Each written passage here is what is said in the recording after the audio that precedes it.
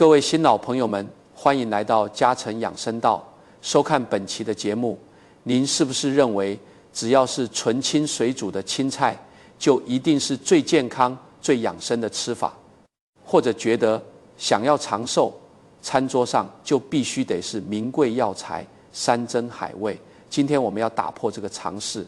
在香港顶级的富豪圈子里，有一道菜出场率极高，它不仅便宜的惊人，在几十年前，它甚至只是农村用来喂猪的边角料。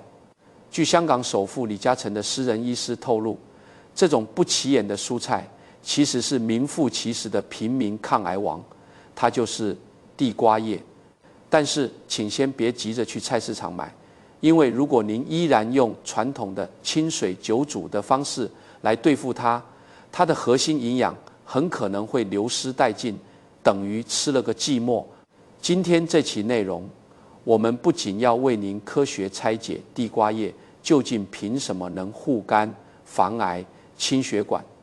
还会为您揭秘一套能让其营养暴增10倍的厨房黄金煮法。最关键的是，在视频的最后，我们还会重点提醒4类绝对不能随便吃地瓜叶的禁忌老年人群。如果您自己平时注重养生，或者家里有长辈，请务必把这条视频看完。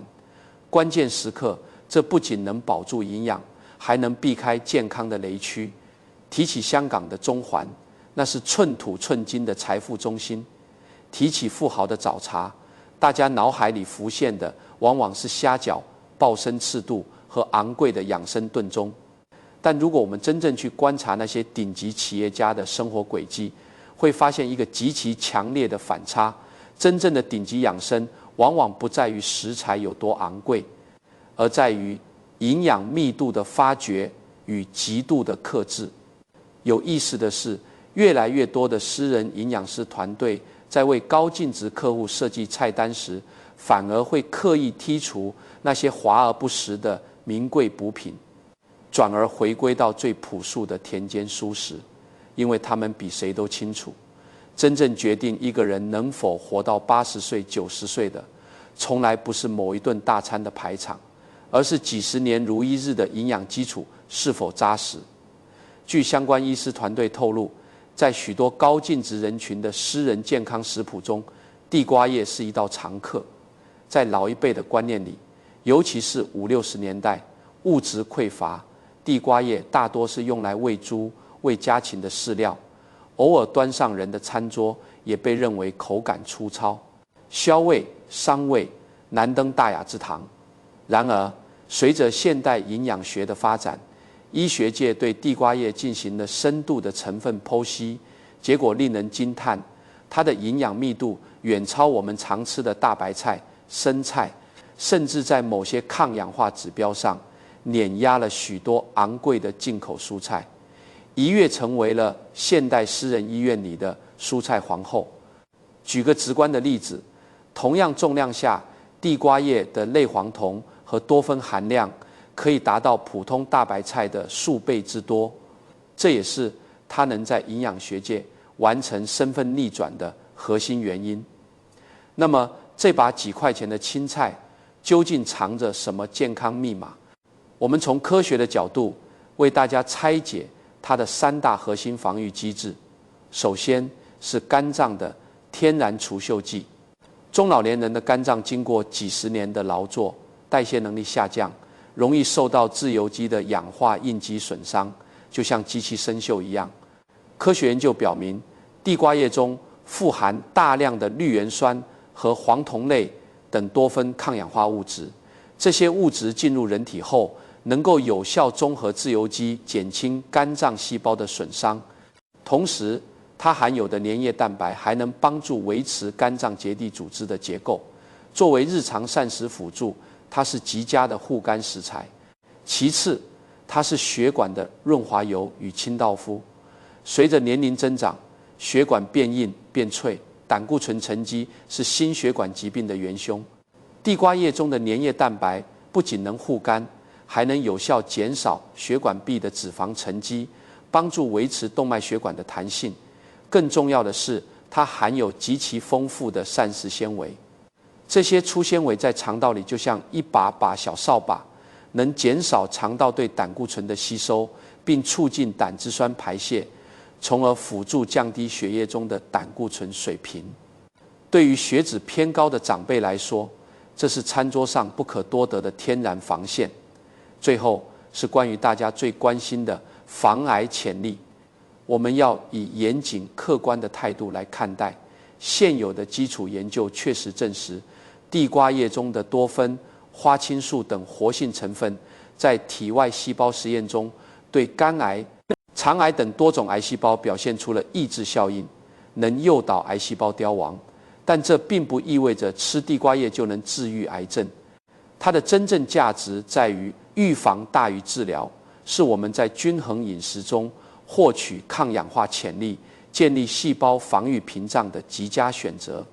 说到这里，想问问屏幕前的各位朋友，您平时在家里吃地瓜叶吗？是喜欢清炒、凉拌，还是用来煮汤？欢迎在评论区留言，分享您的家常做法。不过，正如我们开头所强调的，许多老年人为了追求清淡，喜欢把青菜直接丢进开水里久煮，这其实是地瓜叶最大的克星。这种做法会把珍贵的水溶性维生素和多酚类物质彻底破坏。那么，到底该怎么做，才能像顶级营养师那样，既去除了草酸的涩味，又能让营养暴增10倍呢？下一章我们将为您揭秘厨房里的双核黄金煮法，千万不要走开，我们马上回来。在漫长的中国饮食历史中，很少有一种蔬菜能像地瓜叶这样经历如此戏剧性的身份大反转。如果把时间倒回到几十年前的港台地区，您去问问老一辈的长辈，地瓜叶在他们心中的地位是什么？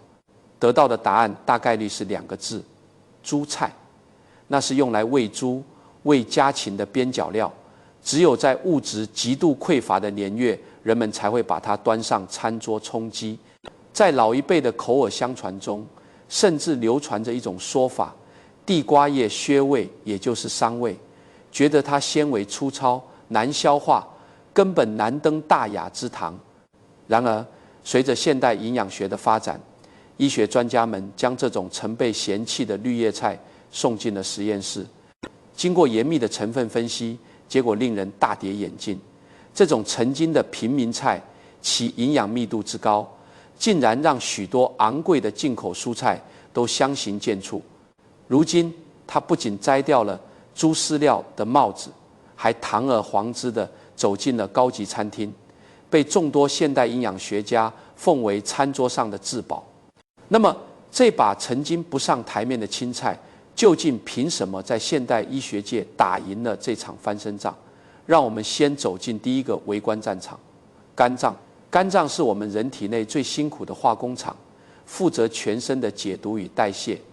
但是，随着年龄的增长，中老年人的肝脏每天都在面临一种看不见的微观威胁——自由基。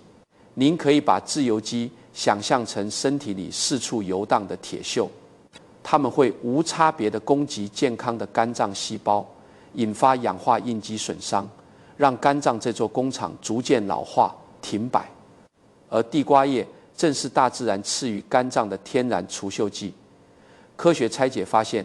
地瓜叶中富含大量的绿原酸以及黄酮类等多酚抗氧化物质。这些多酚类物质进入血液后，就像是一支训练有素的微型消防队，能够迅速捕捉并中和那些极具破坏力的自由基，从而大幅减轻肝脏细胞的氧化损伤。不仅如此，地瓜叶中还含有珍贵的粘液蛋白，这种物质能像一层坚韧的保护膜，帮助维持肝脏结缔组织的正常结构，预防其萎缩。对于日常需要养护肝脏的长辈来说，这是极其安全且平价的膳食辅助武器。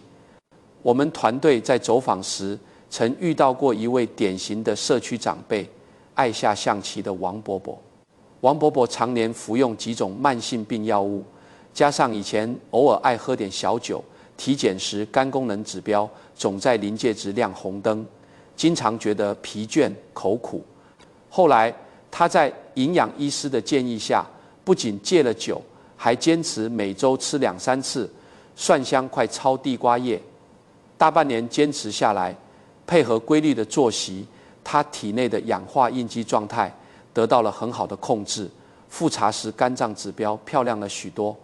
整个人下棋时的精气神都不一样了。这就是天然除锈剂在生活里最真实的反馈。王伯伯常跟街坊笑说，自己是用几块钱的青菜省下了一大笔昂贵的保肝药费。这句话虽然朴实，却道出了平民食材真正的价值所在。如果说肝脏是化工厂，那么血管就是全身的运输高速公路。心血管疾病之所以成为中老年人的头号隐患，往往是因为这条高速公路生锈、变硬、堵塞了。在保护血管方面，地瓜叶扮演着润滑油和清道夫的双重角色。我们刚刚提到的粘液蛋白在血管中同样大显神威。随着血管老化，血液中的脂肪很容易沉积在血管壁上，导致动脉硬化。而地瓜叶中的粘液蛋白能像优质的润滑油一样覆盖在血管内壁，有效减少脂肪的沉积，帮助维持动脉血管的年轻弹性。除了润滑，血管还需要定期打扫。地瓜叶中极其丰富的膳食纤维就是一把强有力的扫把。当我们吃下地瓜叶后，这些粗纤维虽然不被消化，但它们在经过肠道时，会像海绵一样吸附多余的胆固醇。它们能有效减少肠道对胆固醇的吸收，并带着这些垃圾以排泄物的方式离开人体。血液里的胆固醇少了，血管自然就通畅了。再给您举个特别常见的例子，很多退休后的阿姨早年间苦日子过惯了，现在生活条件好了，特别偏爱吃红烧肉、老火浓汤这一类高脂饮食。比如我们认识的陈阿姨，血脂一直偏高，隔3差5就觉得头晕沉沉的。后来她学会了用菜刷油脂的智慧，每次吃完稍微油腻的食物，她一定会搭配一盘清蒸或者快炒的地瓜叶。那些粗纤维就像尽职尽责的肠道清道夫，在她享受美食的同时，悄悄把多余的油脂和胆固醇打包带出体外。坚持了1年多，陈阿姨的低密度脂蛋白，也就是我们常说的坏胆固醇，稳步下降，连体重都跟着轻盈了不少。她后来还养成了一个小习惯，每次去菜市场买肉的时候，一定会顺手多抓一把地瓜叶。用她自己的话说，荤素搭配着来，心里才踏实。最后，地瓜叶在调节血压方面还有一个常常被忽视的隐藏技能。在现代医学中，有一种导致血压升高的物质叫做血管紧张素转换酶，您可以把它理解为套在血管上的紧箍咒。一旦它活跃，血管就会收缩，血压就会飙升。令人惊喜的是，基础研究证实，地瓜叶中丰富的绿原酸对这种转换酶具有一定的抑制作用。当然，吃地瓜叶绝对不能替代正规的降压药物，但绿原酸就像是给这个紧箍咒念了一段舒缓的咒语，能在日常饮食中辅助调节血管张力。这把几块钱的青菜，正是通过这样极其精密微观的方式，悄无声息地为您筑起了一道天然防御盾。也正因如此，越来越多的临床营养师在为三高患者制定饮食方案时，都会把地瓜叶列入每周必食的清单之中，视其为性价比极高的辅助手段。在许多传统的家庭厨房里，如果您去观察长辈们做青菜，会发现一个非常普遍的习惯：为了追求软烂、好嚼，或者为了所谓的清淡去火，很多老人家喜欢把青菜丢进滚水里，煮上好几分钟，直到菜叶完全发黄软烂。还有的家庭喜欢把青菜放进老火靓汤里，一炖就是半个多小时。然而，据营养学专家和资深医师的观察，这种传统的水煮一切的做法，恰恰是地瓜叶最大的克星。地瓜叶中极其珍贵的护肝多酚、维生素 C 等抗氧化物质，绝大多数都是水溶性且不耐高温的。当您把它放在水里久煮时，这些营养素会迅速溶解在水里，并被高温破坏，最后捞出来的只剩下一堆没有灵魂的粗纤维。这就好比您买了一块上等的沉香，却把它当成柴火烧了，非常可惜。有营养师团队曾做过实验对比，同样一把地瓜叶久煮10分钟以上，其多酚保留率不足30%，而经过科学处理的快焯快炒，保留率却能高达8-9成以上，两者之间的差距几乎是天壤之别。那么到底该怎么做才能把地瓜叶里的营养牢牢锁住呢？我们为您整理了2种最适合中老年人且能让营养保留率达到巅峰的黄金煮法。第一种做法叫做顺焯蒜香快炒，这是一种能兼顾去涩味与保留营养的聪明做法。首先，我们需要知道地瓜叶中含有一定的草酸，直接炒口感会发涩，且草酸会影响钙的吸收，因此焯水是必要的，但关键在于时间。水烧开后，加入少许盐，将地瓜叶嫩尖放入水中焯水，记住最多只要5秒钟。5秒钟一到，立刻捞出过凉水。这个短暂的瞬间刚好足够去除大部分草酸，同时最大程度保住了叶绿素，让菜叶保持翠绿脆嫩。接下来是核心步骤，挤干多余水分，在热锅中放入少量的优质植物油，爆香蒜末，然后倒入地瓜叶，用大火快速翻炒10到15秒，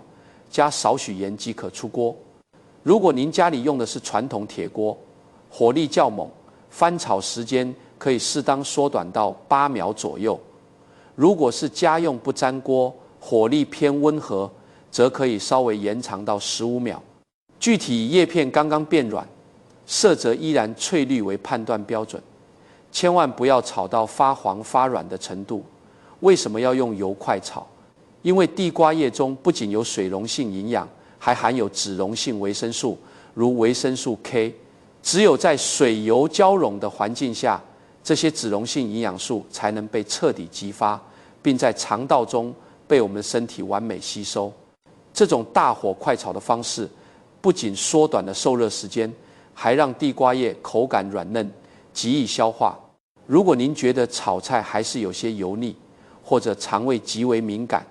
那么我们强烈推荐第2种终极做法——粉蒸地瓜叶。这种做法在港台老饕的私房菜谱中备受推崇，它的营养保留率是所有做法中最高的。它的原理非常巧妙，利用面粉作为防护服，将地瓜叶洗净沥干后，淋上少许食用油抓匀，然后均匀地裹上一层薄薄的面粉或玉米粉。等蒸锅水烧开后，将裹好粉的菜叶平铺在蒸屉上，大火蒸3到5分钟，只要叶片变软即可取出。趁热将其抖散，拌入一点蒜泥、少量的生抽和香油来调味。从科学角度拆解，这种做法极其高明。首先，100摄氏度左右的低温蒸汽，避免了破坏性的超高温。其次，面粉层和少许食用油形成了一道隔离屏障，让食材几乎不与液态水直接接触，从而将水溶性维生素流失率降到了最低。整道菜少油清淡，对老年人的肠胃负担极小，绝对是餐桌上的健康佳品。值得一提的是，这种粉蒸的做法还特别适合牙口不好、咀嚼能力较弱的高龄长辈，因为裹粉蒸制之后的叶片口感会变得格外软糯，不需要太费力咀嚼，也不会有生硬的失落感。无论是5秒顺焯还是裹粉清蒸，这2招黄金煮法都能让您吃进肚子里的每一口，都是实打实的健康防御力。不过，世上没有绝对完美的食物，即使地瓜叶再好，煮法再科学，有那么几类人，如果吃错了，不仅不养生，反而会引发严重的健康危机。下一章我们将拉响红灯警告，为您深度盘点绝对不能随便吃地瓜叶的4大禁忌人群。如果您或者家人正在服药，或者肠胃不太好，请务必仔细收听接下来的内容。在健康养生领域，有一句至理名言：甲之蜜糖，乙之砒霜。地瓜叶虽然有着平民抗癌王的美誉，且我们在上一章也学会了如何最大化保留它的营养，但这绝不意味着它可以肆无忌惮地端上所有人的餐桌。我们团队曾接触过这样一个真实的警示案例：一位患有慢性肾病的阿伯，因为在早茶时听朋友说地瓜叶能清血管、防衰老，便每天去菜市场买一大把，顿顿水煮着吃。结果不到半个月，他突然感到心跳异常，浑身乏力，被家属紧急送往医院。医生一查，发现他体内的血钾指标严重超标，甚至已经威胁到了心脏节律，罪魁祸首正是他每天狂吃的地瓜叶。这个案例给我们敲响了一个警钟：再好的食材，一旦脱离了变体质而食的前提，都可能变成健康的陷阱。顶级养生智慧的核心，从来都不是盲目进补，而是变体质而食。据权威医学和营养学数据盘点，以下4类中老年人群对地瓜叶必须保持高度警惕，吃错了不仅不养生，反而会引发严重的健康危机。第一类人群，脾胃虚寒、肠胃功能严重衰退的长辈。从中医的角度来看，地瓜叶的属性偏微凉，而从现代营养学来看，它含有极高的粗纤维。老年人的生理机能本身就在退化，肠胃蠕动减弱，消化液分泌减少。如果您的体质平时就怕冷，容易大便稀糖，或者患有胃溃疡、慢性肠炎，那么大量进食地瓜叶，就像是在本就拥堵的马路上强行塞入了一支重型车队，这会严重加重肠胃负担，引发腹胀、腹痛，甚至严重的腹泻。这类长辈建议用更温和、易消化的瓜果类蔬菜来替代，比如冬瓜、西葫芦等性质温和、纤维柔软的蔬菜，同样能提供膳食纤维，但对肠胃的刺激要小得多。第二类人群，像前文阿伯那样，肾功能不全或血钾偏高的患者，这是最需要拉响红色警报的一类人。地瓜叶是一种典型的高钾蔬菜，对于健康人来说，钾元素能帮助排钠降压，但对于慢性肾病3期以上、肾功能衰退的老人来说，他们的肾脏就像是一个老化的下水道，无法有效排出体内多余的钾。过量的钾元素堆积在血液中，会引发高钾血症。这不仅会导致肌肉无力，最可怕的是会干扰心脏的正常生物电，引发心律失常。如果您有相关的肾脏病史，请务必严格限制食用，并定期与主治医生沟通饮食中的钾摄入总量，切不可仅凭天然食材更健康的模糊印象就放松警惕。第3类人群，有泌尿系统结石，尤其是草酸钙结石病史的人。我们在上一章提到过，焯水5秒可以去除地瓜叶中的大部分草酸，但依然会有少量残留。草酸一旦进入体内，遇到血液中的钙，极易结合成难以溶解的草酸钙。如果您本身就是肾结石、输尿管结石的易发体质，哪怕是少量的草酸残留，也会成为结石复发的催化剂。为了保险起见，这类长辈建议尽量少吃或干脆不吃。若实在喜爱其口感，也应在医生指导下将食用频率控制在极低范围，并搭配充足的饮水来稀释尿液中的草酸浓度。第4类人群，长期服用华法林等抗凝药物的心血管患者，这一条非常隐蔽，但极其致命。很多患有房颤、安装了心脏支架或进行过瓣膜置换的老人，都需要长期服用一种叫华法林的抗凝药，来防止血液凝固成血栓。而地瓜叶中恰恰含有极其丰富的维生素 K， 维生素 K 在人体内扮演的是凝血开关的角色，它会直接与华法林发生拮抗战，抵消掉药物的抗凝效果。但这并不意味着这类长辈绝对不能吃地瓜叶，关键在于定量。医学上的建议是，如果您想吃，就必须保持固定的摄入频率和摄入量，例如每周固定2次，每次1小把。切记这周不吃，下周狂吃。同时，必须定期去医院监测凝血功能指标，严格遵医嘱调整饮食。稳定性和规律性永远比完全戒断或随心所欲更重要。